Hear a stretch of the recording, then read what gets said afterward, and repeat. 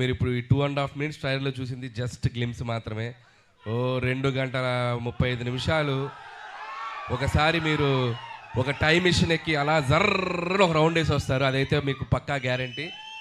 And Chiranjeevi గారు ఎప్పుడు మనకి సహజంగా మన మన మన పక్కన మన లీడర్ రాజు, లేకపోతే మన ఆటో జానీ, మన గ్యాంగ్ లీడర్లో రాజారాం ఇలాంటి క్యారెక్టర్స్లో ఎప్పుడు కనిపించినా ఆయనకు మనకు విపరీతంగా నచ్చుతారు. ఆ ఎనర్జీ లెవెల్స్, ఆయన టైమింగ్ ఎక్స్ట్రాడినరీగా ఉంటాయి. సో నేను ఆ బేసిస్లోనే ఈ శంకర్ వరప్రసాద్ గారు అనే క్యారెక్టర్ రాసుకోవడం జరిగింది.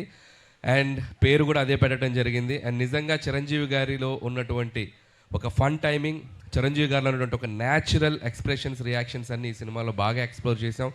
నేను రాసిన దానికంటే నేను చెప్పినప్పుడు నా ఎగ్జిక్యూషన్లో చిరంజీవి గారు దాన్ని ఇంకా 100 times చాలా ఇంప్రూవ్ బెటర్ అయిపోయింది ఆయన పెర్ఫార్మెన్స్ తోటి. మీ అందరికీ తెలుసు ఆయన ఎంటర్టైన్మెంట్లో దిగితే ఎలా ఉంటుందో తెలుసు కదా. రఫ్ ఆడించేస్తారంట. ఏం ఆడిస్తారు?